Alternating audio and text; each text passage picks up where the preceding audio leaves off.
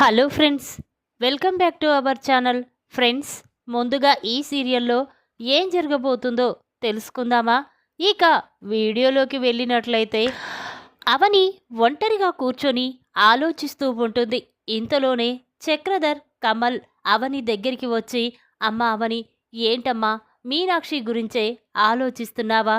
చూడు, మనం ఎలాగైనా ఈరోజు ఆ సుబ్బారావు ఇంటికి వెళ్ళి తనని బ్రతిమిలాడైనా సరే ఆ సీసీ ఫుటేజ్ని తీసుకొచ్చి మీనాక్షి ఏ తప్పు చెయ్యలేదని కోర్టులో అందరి ముందు నిరూపిద్దాం అని చక్రధర్ అనగానే అప్పుడు కమల్, లేదు మావయ్య, వాళ్ళు మాత్రం ఎంత బ్రతిమిలాడినా ఆ సీసీ ఫుటేజ్ని ఓపెన్ చేసి చూయించడం లేదు. మమ్మల్ని చూసి ఎందుకో వాళ్ళు కంగారు పడుతున్నారు అనగానే అప్పుడు చక్రధర్, అమ్మ ఏమీ కాదు, ఒక్కసారి మళ్ళీ మనం ఆ సుబ్బారావు ఇంటికి వెళ్ళి అతన్ని బ్రతిమిలాడుదాం, వెళ్దాం పదమ్మా అని చెప్పి అవని, చక్రధర్, కమల్, అక్షయ్ ముగ్గురూ కలిసి సుబ్బారావు ఇంటికి వెళ్తారు. ఇక అవని వెంటనే సుబ్బారావుతో, చూడండి అంకుల్, మా అమ్మ చెయ్యని తప్పుకి శిక్ష అనుభవిస్తుంది, ఎలాగైనా మా అమ్మని కాపాడండి అని చెప్పి అవని బ్రతిమిలాడుతూ ఉంటుంది. ఇక ఆ మాటలు విన్న సుబ్బారావు చాలా బాధపడుతూ ఉంటాడు. ఇక వెంటనే అవని, ప్లీజ్ అండి, మా అమ్మని కాపాడుకోవాలి అంటే మీరు రేపు కోర్టుకు వచ్చి మా అమ్మ ఏ తప్పు చెయ్యలేదని చెప్పాలి, ఒక్కసారి ఆ సీసీ ఫుటేజ్ని ఓపెన్ చేసి చూపించండి అని అవని అనగానే ఇక అతను సరేనండి అని చెప్పి ఇక సుబ్బారావు సీసీ కెమెరాని ఓపెన్ చేసి చూపిస్తూ ఉంటాడు. ఇక అందులో మీనాక్షి, రాజేశ్వరి గొడవ పడుతూ ఉంటారు. ఇంతలోనే అవని అక్కడికి వచ్చి వాళ్ళని విడదీస్తూ ఉంటుంది. ఇక ఇంతలోనే రాజేశ్వరి రాయి మీద కాలేసి కాలు స్లిప్ అవడంతో రాయి మీద పడిపోతుంది. దాంతో తలకి పెద్ద గాయమవుతుంది. ఇక అదంతా చూసిన అవని, చక్రధర్, కమల్, అక్షయ్లు చాలా బాధపడుతూ ఉంటారు.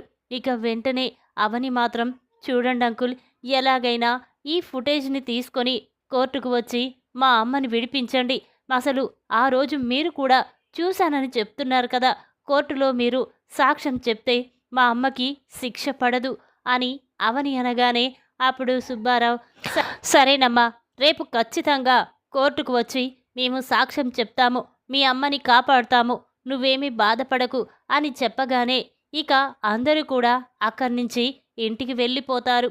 ఇక అక్షయ్, సరే అవని, రేపు ఎలాగైనా ఆ సుబ్బారావు అంకుల్ని కోర్టుకు తీసుకొచ్చి ఆ సీసీ ఫుటేజ్ని కోర్టులో అందరి ముందు చూయించి మీనాక్షి అత్త ఏ తప్పు చేయలేదని నిరూపిద్దాం అని అక్షయ్ అనగానే అప్పుడు చక్రధర్, అవును అక్షయ్, మీనాక్షి చెయ్యని తప్పుకి శిక్ష అనుభవిస్తుంది అని చెప్పి ఇక అందరూ మాట్లాడుకుంటూ ఉంటారు. ఇంతలోనే అటుగా వెళ్తున్న పల్లవి వాళ్ళ మాటలు చాటుగా విని ఒక్కసారే షాక్ అయిపోతుంది.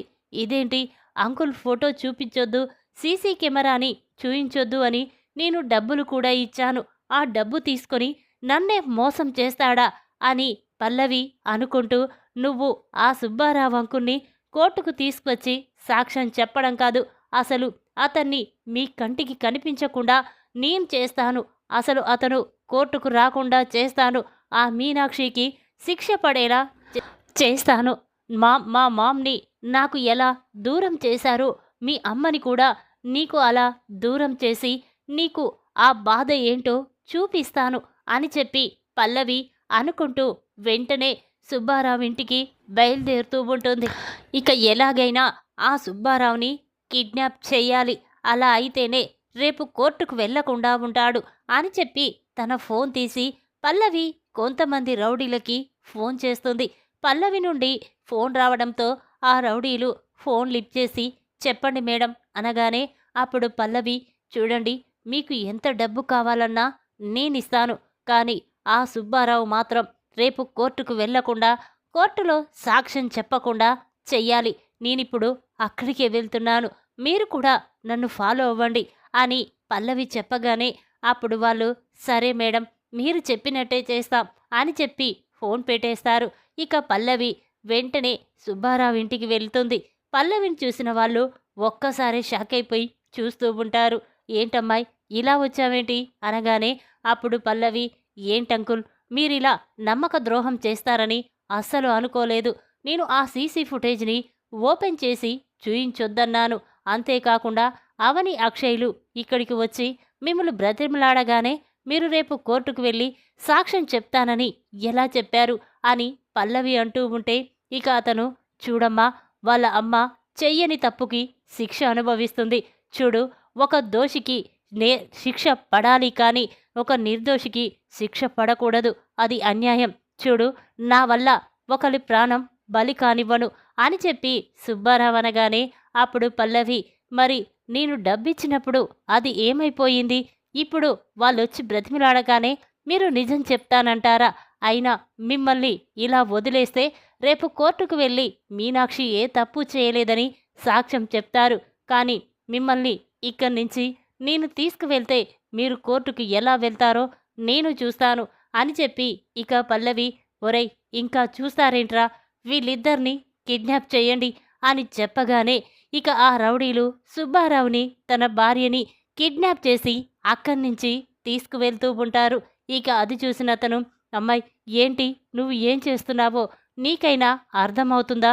చూడు, మమ్మల్ని కిడ్నాప్ చేస్తే అవని, చక్రధర్ గారు ఊరుకోరు, ఎలాగైనా మమ్మల్ని కాపాడుతారు అనగానే అప్పుడు పల్లవి, చూడు, మీరు ప్రాణాలతో ఉంటే కోర్టుకు వెళ్ళి సాక్ష్యం చెప్తారు. మీ ప్రాణాలు తీసేస్తే ఆ నిజం మీతోనే చచ్చిపోతుంది అని పల్లవి, ఇంకా చూస్తారేంట్రా, తీసుకువెళ్ళండి అనగానే ఇక రౌడీలు సుబ్బారావు అతని భార్యను తీసుకొని అక్కడి నుంచి వెళ్ళిపోతారు. ఇక పల్లవి, ఒరేయ్, వీళ్ళిక్కడి నుంచి తప్పించుకుంటే ఆ అవని, మీనాక్షి ఇక జైలు నుంచి బయటికి వస్తారు. వీణ్ణి మాత్రం ఎట్టి పరిస్థితుల్లోనూ ఇక్కడి నుంచి బయటికి వెళ్లకుండా జాగ్రత్తగా చూసుకోండి అని పల్లవి చెప్పగానే అప్పుడు వాళ్ళు, సరే మేడం, మీరు చెప్పినట్టే చేస్తాం అని చెప్పగానే ఇక పల్లవి అక్కడి నుంచి ఇంటికి వస్తుంది. ఇక అవనిని చూసి తన మనసులో, ఒసై అవని, నువ్వు ఆ సుబ్బారావు దగ్గరికి వెళ్ళి బ్రతిమిలాడి ఆ సీసీ ఫుటేజ్ని కోర్టులో అందరి ముందు చూయించి మీ అమ్మ ఏ తప్పు చేయలేదని నిరూపించి బయటికి తీసుకురావాలి అనుకుంటున్నావు. కానీ అది ఎప్పటికీ జరగదు. రేపు సుబ్బారావు కోర్టుకు రాడు, కోర్టులో సాక్ష్యం చెప్పలేడు.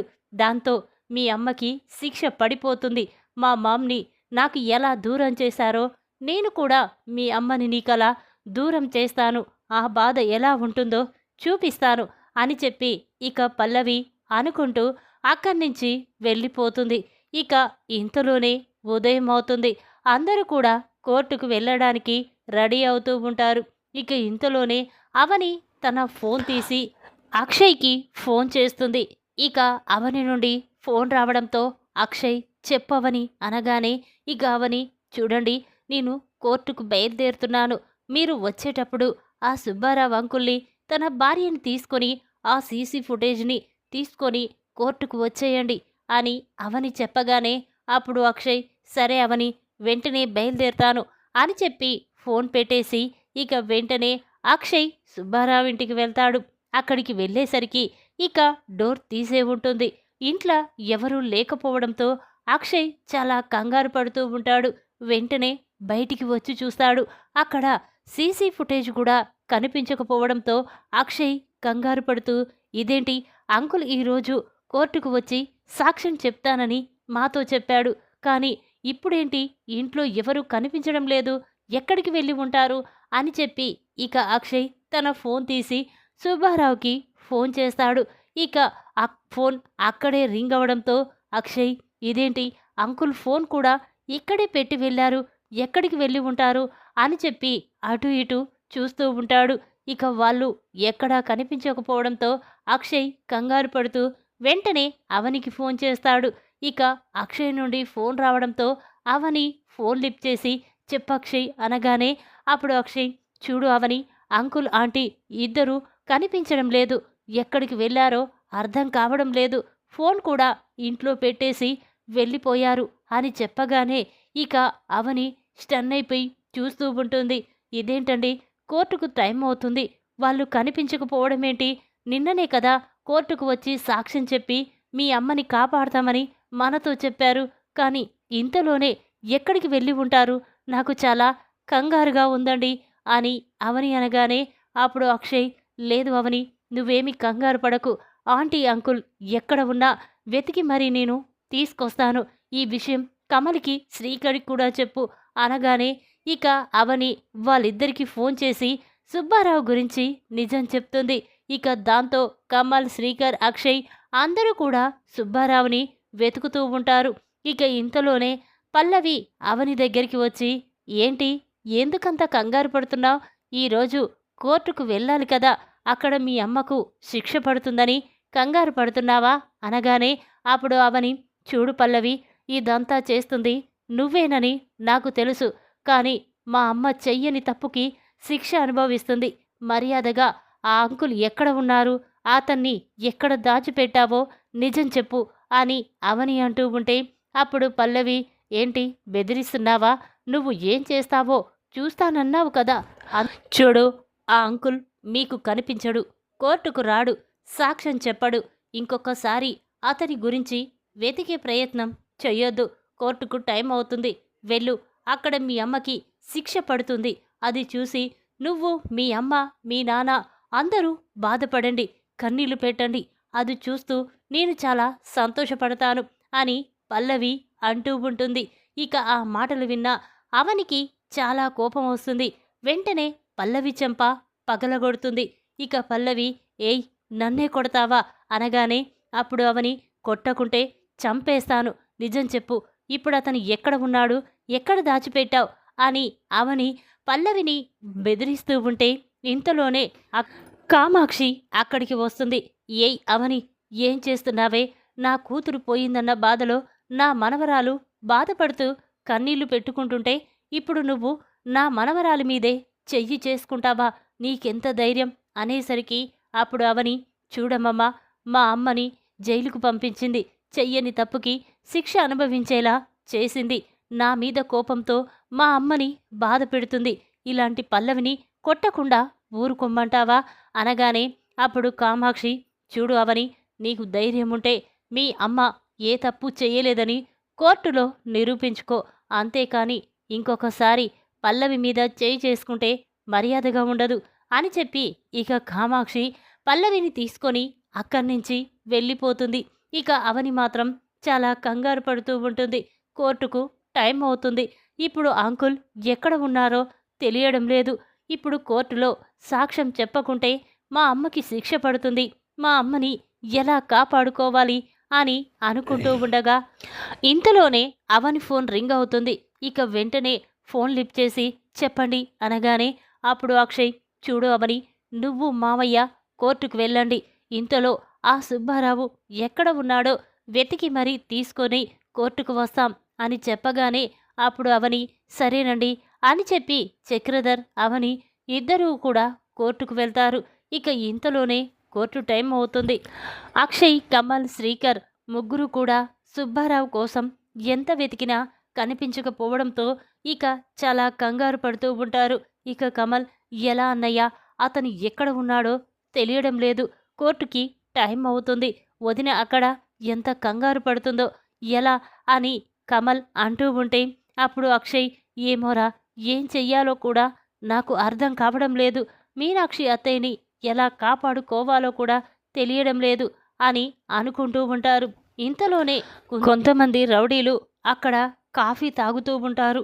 ఇక అది చూసిన కమల్ వెంటనే అక్షయ్తో, అన్నయ్య, అతన్ని నేను 1-2 సార్లు పల్లవితో మాట్లాడడం చూశానన్నయ్య, ఒకవేళ వాళ్ళు కానీ అంకుల్ని కిడ్నాప్ చేసి ఉండరు కదా అని కమల్ అనగానే అప్పుడు అక్షయ్, ఏమోరా, నాకు కూడా అర్థం కావడం లేదు అనగానే అప్పుడు శ్రీకర్, అన్నయ్య, వాళ్ళ వెనకాలే మనం కూడా ఫాలో అవుతూ వెళ్దాం, అక్కడ సుబ్బారావు అంకుల్ ఉన్నాడేమో తెలుస్తుంది అని శ్రీకర్ అనగానే అప్పుడు అక్షయ్, సరేరా, వాళ్ళకి అనుమానం రాకుండా మనం పక్కకు వెళ్ళి మాట్లాడుకుందాం, వాళ్ళు వెళ్ళేటప్పుడు వాళ్ళ వెనకాలే మనం కూడా ఫాలో అవుదాం అని చెప్పి ఇక ముగ్గురు కూడా ఒక పక్కకు వెళ్ళి మాట్లాడుకుంటూ ఉంటారు. ఇంతలోనే ఆ రౌడీలు మాట్లాడుకుంటూ అక్కడి నుంచి సుబ్బారావు అతని భార్యని కిడ్నాప్ చేసి దాచిపెట్టిన ప్లేస్ దగ్గరికి వెళ్తూ ఉంటారు. ఇక వాళ్ళని కూడా వీళ్ళు ఫాలో అవుతూ ఉంటారు. అక్కడికి వెళ్ళేసరికి ఇక సుబ్బారావు ఆయన భార్యని కిడ్నాప్ చేసి ఉండడం చూసిన అక్షయ్, కమల్, శ్రీకర్ ఒక్కసారే షాక్ అవుతారు. ఇగో అన్నయ్య, ఇదంతా పల్లవి పనే.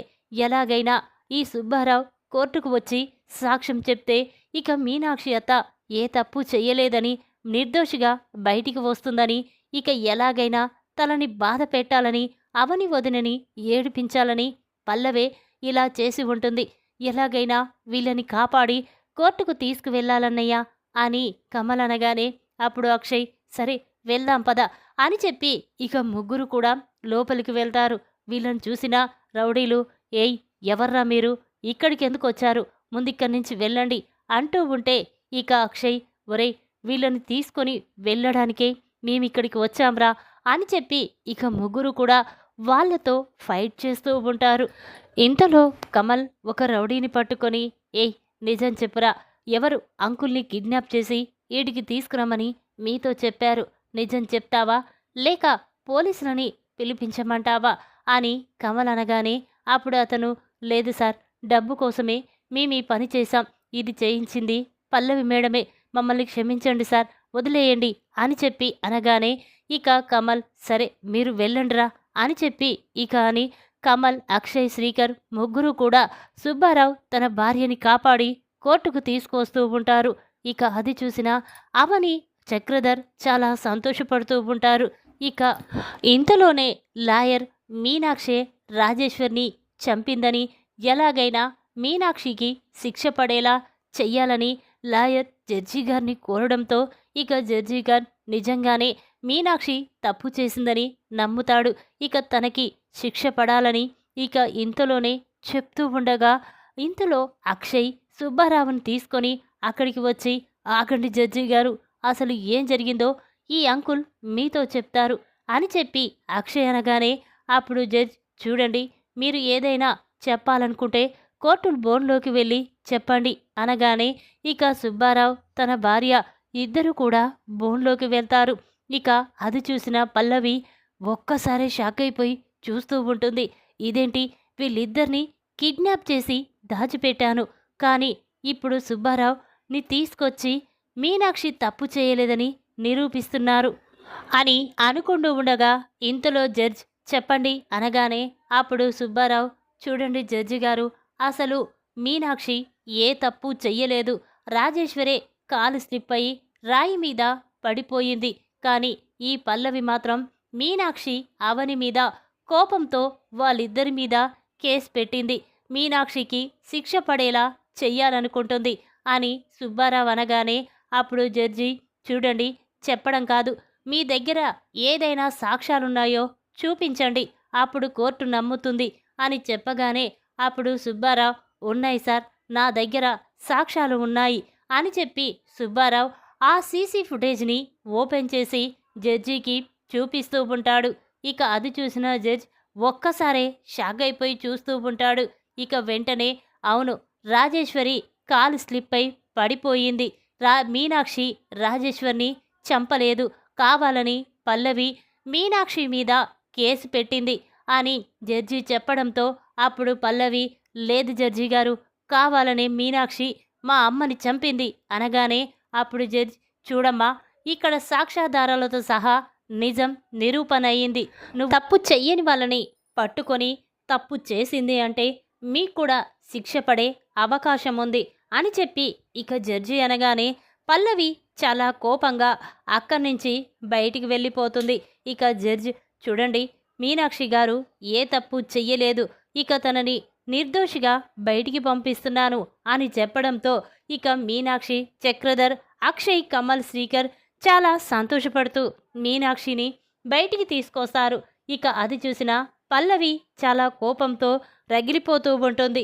ఇక వెంటనే పల్లవి దగ్గరికి వచ్చి, ఏయ్ నువ్వు మా అమ్మని నాకు శాశ్వతంగా దూరం చేశావు, నేను కూడా మీ అమ్మని నీకు దూరం చేసి ఆ బాధ ఎలా ఉంటుందో చూయించాలనుకున్నాను, కానీ నువ్వు మాత్రం తెలివిగా సుబ్బారావుని తీసుకొచ్చి మీ అమ్మ ఏ తప్పు చేయలేదని నిజాన్ని కోర్టులో అందరి ముందు నిరూపించావు, కానీ మీ అమ్మ మాత్రం ఈసారి నా నుండి తప్పించుకోలేదు, నేను ఏం చేస్తాను, మీ మీద పగ తీర్చుకోవడానికైనా నేను మీ అమ్మని చంపడానికైనా సిద్ధపడతాను అని చెప్పగానే ఇక ఆ మాటలు విన్న అవని చాలా కోపంగా పల్లవి చెంప పగలగొడుతుంది. చూడు, నీకు ఎంత చెప్పినా బుద్ధి రాదు. నువ్వు రాజేశ్వరి పిన్ని చనిపోయిందన్న బాధలో ఉన్నావని అనుకున్నాను. కానీ నీకు ఆ బాధ లేదు. కావాలనే నువ్వు మీ అమ్మని చంపాలనుకున్నట్టున్నావు అని అవని అనగానే ఇక పల్లవి చాలా బాధపడుతూ ఉంటుంది. ఇక అది చూసిన కమల్, చూడు పల్లవి, రోజు రోజుకి నువ్విలా తయారవ్వడం నాకేమీ నచ్చలేదు. నువ్వు మనుషుల మీద ప్రగ తీర్చుకోవాలనుకోవడమేంటి? ఏదో రాజేశ్వరి అత్తయ్య కాలు స్లిప్పై ప్రాణాలు కోడిపోయింది. అంత మాత్రాన చెయ్యని తప్పుకి అత్తయ్యని ఎందుకు శిక్ష పడేలా చెయ్యాలనుకున్నావు? చూడు, తని కూడా నీకు తల్లి లాంటిదే కదా అని కమల్ అనగానే అప్పుడు పల్లవి చాలా కోపంగా, చి నోర్ముయ్, అలాంటి క్యారెక్టర్ లేని మనిషిని నేను తల్లి అనడానికి కూడా ఒప్పుకోను. మా అమ్మని చంపేసి మా నాన్నకి దగ్గరైపోయింది. ఈ వయసులో తనకి భర్త కావలసి వచ్చిందా?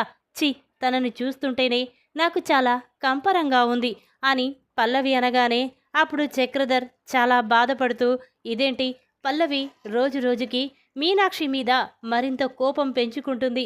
మీనాక్షే తన కన్న తల్లి అని తెలిసిన రోజు పల్లవి ఎలా రియాక్ట్ అవుతుందో అర్థం కావడం లేదు. నేను తల్లి కూతుర్ల మధ్య శాశ్వతంగా బంధాన్ని దూరం చేస్తున్నానని అనిపిస్తుంది. లేదు, ఇక ఈ నిజం దాచకూడదు. నిజం పల్లవితో చెప్పేయాలి. మీనాక్షే తన కన్న తల్లి అన్న నిజాన్ని పల్లవితో చెప్పేస్తాను అని చెప్పి చక్రధర్, చూడు పల్లవి, నువ్వు ఎవరి గురించి ఏం మాట్లాడుతున్నావో అర్థమవుతుందా? నిజం తెలిసిన నాడు నువ్వు ఎంత క్షమాపణ అడిగినా కూడా నీ మొహం చూడడానికి మీనాక్షి ఇష్టపడదు అని చక్రధర్ అనగానే అప్పుడు పల్లవి, చూడు, నేను తనని క్షమాపణ అడిగే రోజు వస్తే చావనైనా చేస్తాను, కానీ తనకి మాత్రం నేను క్షమాపణ చెప్పను అని పల్లవి చాలా కోపంగా అక్కడి నుంచి వెళ్ళిపోతుంది. ఈ విధంగా సుబ్బారావుని కిడ్నాప్ చేసిన పల్లవి సుబ్బారావుని కాపాడి కోర్టులో అందరి ముందు నిజం నిరూపించిన అక్షయ్ కమల్ దిమ్మ తిరిగే షాక్ ఇచ్చిన అవని. ఈ వీడియో కనుక మీకు నచ్చినట్టయితే లైక్ చేయండి. మరిన్ని వీడియోల కోసం మా ఛానల్ని తప్పకుండా సబ్స్క్రైబ్ చేసుకోండి. Thanks for watching.